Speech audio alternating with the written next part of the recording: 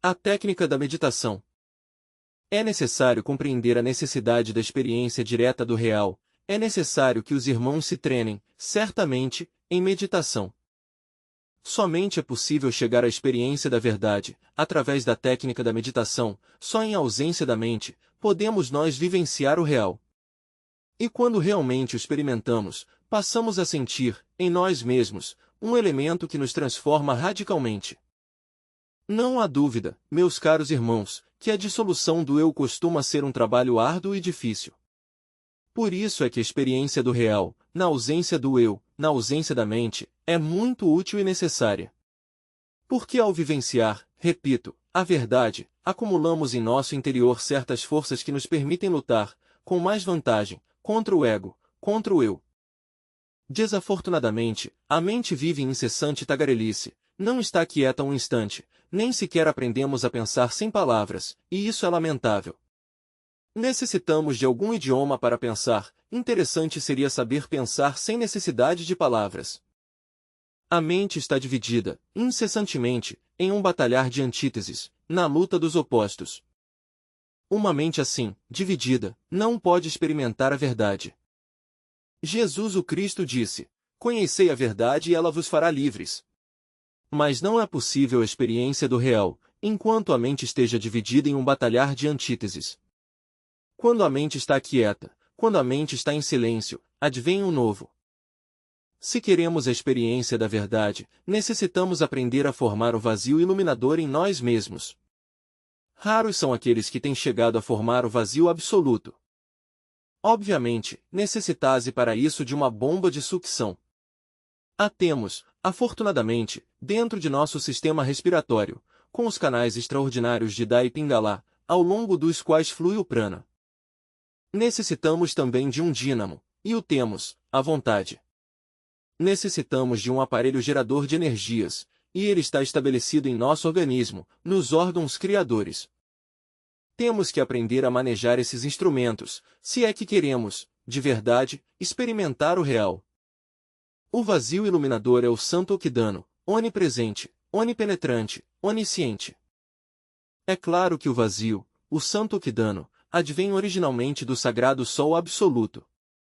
Cada sistema solar tem seu Sol sagrado absoluto e o nosso não é uma exceção. Dali parte o Santo Okidano, o ativo Okidano. Antes da manifestação, o Okidano contém, em si mesmo, as três forças primárias da criação.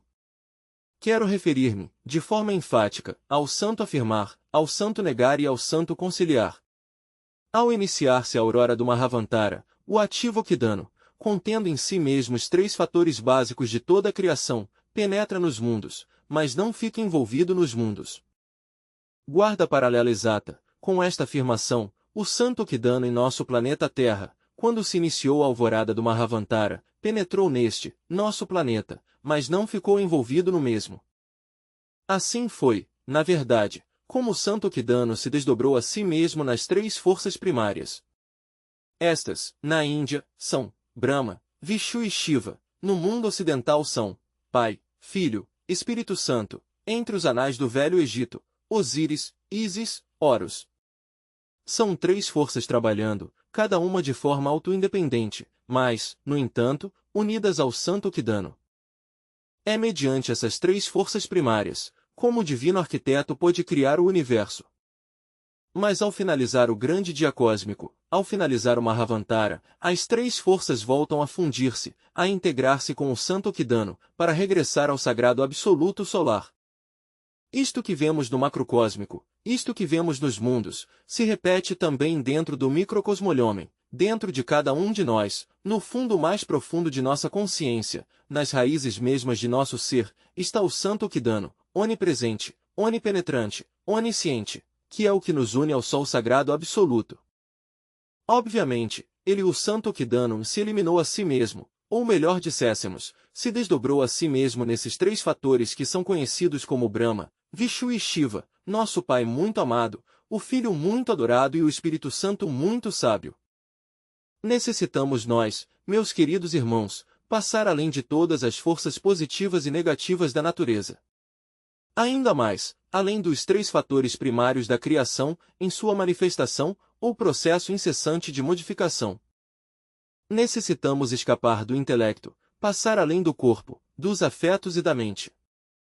Durante a meditação, necessitamos que a mente fique quieta, por dentro e por fora e no centro.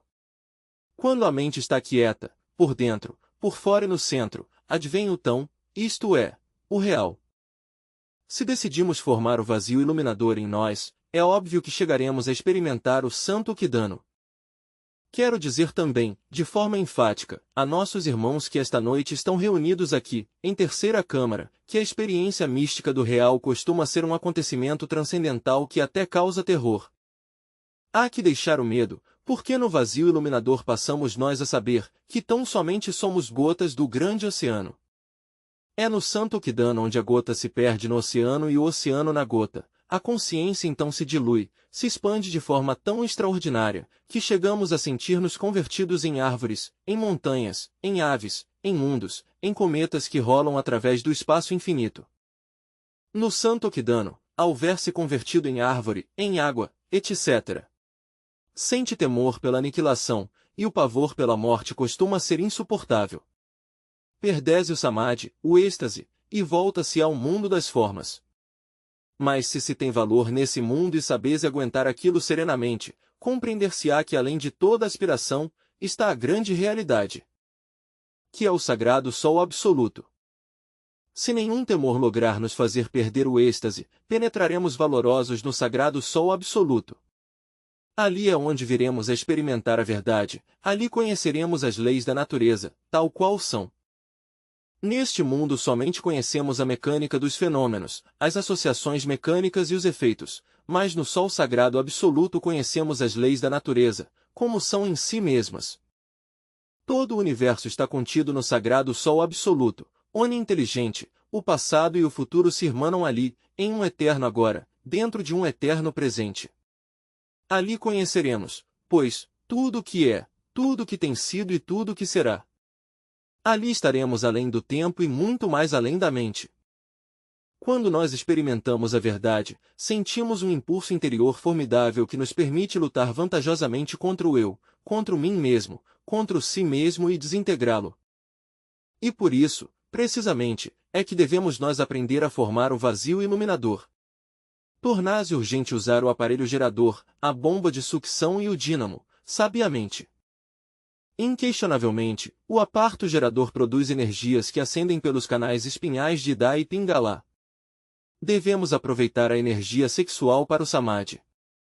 Formar o sol absoluto no vazio é o importante, e se pode. Sentados nós, em cômoda posição, inalamos, e ao inalar o prana, imaginamos que a energia sobe dos órgãos criadores até o cérebro. Se inala com o mantra Ram, Jan, e se exala com o mantra Sah, Sa. Ram Sah é o mantra da meditação. Ram para inalar, Sa, repito, para exalar. Ao inalar, o mantra pode ser vocalizado com a mente, Ram, mas ao exalar, se articula com a laringe criadora, Sa. A mente, nesse instante, deve estar completamente quieta, repito, por dentro e por fora. A inalação cada vez se faz mais profunda, e a exalação cada vez mais curta. Hoje vamos praticar aqui, com o fim de que conheçam a técnica, mas vocês devem continuar com essa mesma prática em suas casas, diariamente, incessantemente, até que se logre, um dia, ter a experiência do vazio iluminador, até que se logre, um dia, vivenciar a verdade. Jesus o Cristo disse: "Conhecei a verdade e ela vos fará livres."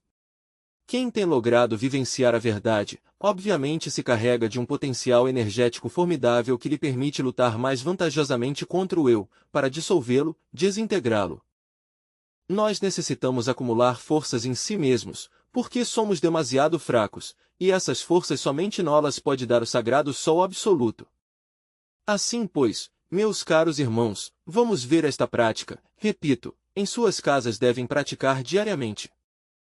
Bem, todos bem sentados inalarão muito devagar pelas fossas nasais, pronunciando mentalmente o mantra Ram, exalem, Sa. Inalem. Exalem, Sa. Continuem indefinidamente, sem pensar em nada, com os olhos fechados, tratando de adormecer-se.